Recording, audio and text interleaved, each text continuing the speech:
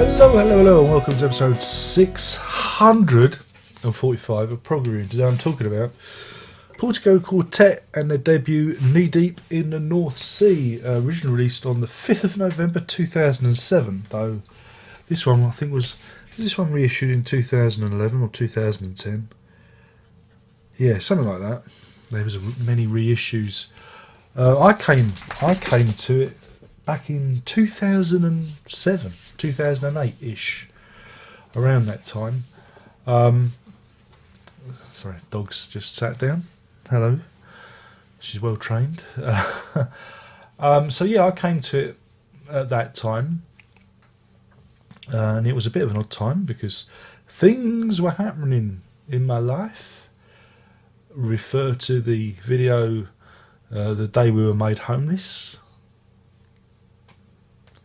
I don't know if you can do. Do you remember when you used to be able to do links? You know, put your hand on and then you click. Maybe I just put it in the description. I don't know. But anyway, search that video because that explains what I'm going on about. And I wasn't living where I was supposed to be living. We were living in a converted barn, and I was living in a shed. And I came across this music. So whenever I put it on, I was saying this to the missus today. Whenever I put this album on, it takes me back to a particular time and place in my life, and it's not a particularly happy time. I mean, the music, you know, kind of got me through it, but it's a bit maudlin. It's bittersweet, you know, because this album is one of those records that, helped me. It helped me take my mind off of what was going on. So yeah, that's why I'm talking about it, and kind of talking about records that are following on from yesterday's tour. So I thought I'd do another one that I like. Do one that I'm going to try and make you guys listen to. And the funny thing is it's called Knee Deep in the North Sea, and that's exactly where I felt I was, because I was living in Norfolk, and the title comes from founding member Nick Mulvey, who attended a rave by the sea in Norfolk, probably Caister, I'd imagine, something like that. And I felt I was also knee deep in the North Sea at that time, so there's a kind of a synchronicity with the album.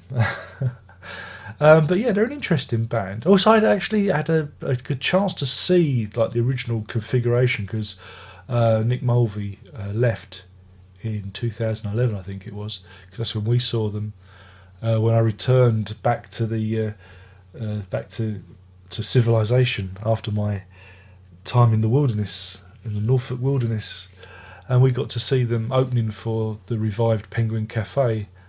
And that was, you know, when people say about best gigs, that was a really good gig, you know, because it was Portico Quartet, who did a stunning set, and then the Penguin Cafe, who did their thing, and they were revived.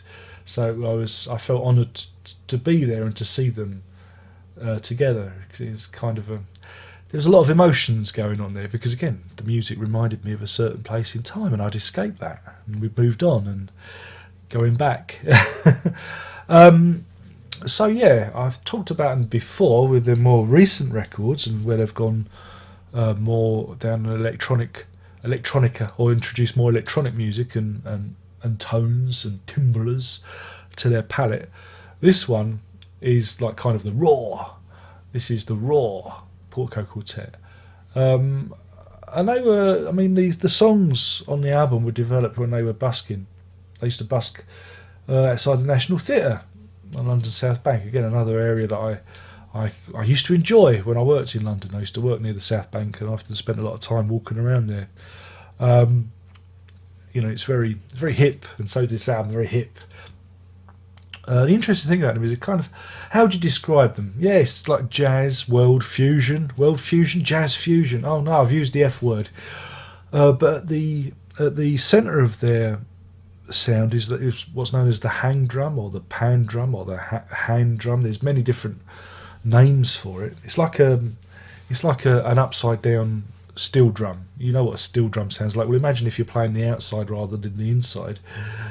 It's got that, and it's small, and it plays, and that is like at the core of their sound, and that's augmented by another drummer who also plays bass. So you got Nick Mulvey on hang drum, Duncan Bellamy on drums and hang, so you can get a double rhythm going. Bit King Crimson, you know, a discipline. Gamelan, Gamalama Ding Dong. Milo Fitzpatrick on double bass and Jack Wiley on the saxophone, and that's where you get the like the jazz feel from the double bass and the saxophone. Again, it's an instrumental album. There are songs like the opening track, News from Verona. I know I like that one, but I had no idea what the titles of all these instrumentals are. I just know I enjoy them. I enjoy it as an album. And where am I going with this? And yeah, I mean, it's not a record that's going to, you know, open your mind, and you know, it's a very pleasant record. It's a nice record. It's calming. It soothes the beast. It was medicine for me. Like I said, it was a restorative, you know, soul music almost for me. So yeah, so it's like I said, it has a special place in my heart. So does the band, you know, even though I haven't enjoyed some of their albums after, like, I'm trying to remember which one it was, third and fourth, Living Fields, and the self-titled one I wasn't that keen on, but they kind of gone back to, you know, back to their what they do best with the more recent record, Art in the Automation Age, which I did a review of, which nobody watched, and no one will watch this either, because this is progressive music for you. This is something that's genuinely progressive. So yeah, picked up the vinyl cheap. Don't need it because I've already got the CD. CD has, I think, like 4 extra tracks on it. So if you're in the market, go for the CD. I was listening to the vinyl today. Sounds absolutely superb. It's out on Real World Records, and what came across on the vinyl as opposed to the CD for some reason is it sounded very live. It sounded like it was recorded as live. You know, it just had a certain joie de vivre to the production. And again, it was I think it was reproduced. It was produced, but I think they did a new mix by John Leckie, who's a name in production production circles.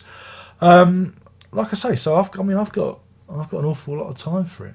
I imagine many of you who are looking for, I don't know, Pink Floyd, yes, Genesis, King Crimson, you know, the usual suspects are probably not even going to watch this review. And do you know what? Fine, fuck you. This is for the hardcore. These are for the people that actually take notice in what I'm saying. Yeah, give this one a go. It might open your mind to some like modern prog, even though it's like, God, it's gone 10 years old now, isn't it? But yeah, they had a couple of albums out on Real World Records, and it's a shame because now they're kind of in the doldrums, you know, with independent record industry. You know, Real World gives you a bit more clout, doesn't it? But yeah, so yeah. Oh, we also got nominated for Mercury Awards. They didn't win though. But, you know, so it kind of it shows you it was a hip album back in the day. Anyway, thank you for watching. Oh, in terms of a rating, I've got to give it a rating, otherwise people complain. I'm going to give this. Oh dear. I'm going to give this. What the hell? Let's be generous. 5 too many cooks out of 5. That's 5 too many cooks out of 5. That's all you get with it. There's no inner bag, so you're not missing out, and it's not coloured vinyl or anything. So yeah, thanks for watching. Don't forget you can follow me on social media. I don't know why bother. Twitter's where it's at. Facebook, yeah, and Google Plus is closing. Yes. There's also music.darrenlock.com where you can. Oh, you can actually buy my music. Oh, how foolish of you. But if you really want to waste your money, there's the Patreon, www.patreon.com/lock. It's all in the box below if you need the actual direct links. But yeah, I'll take some money off you. I don't mind. I'll have some of your cash. It'll help me pay off my debts. Sell your guitars, you fat bastard.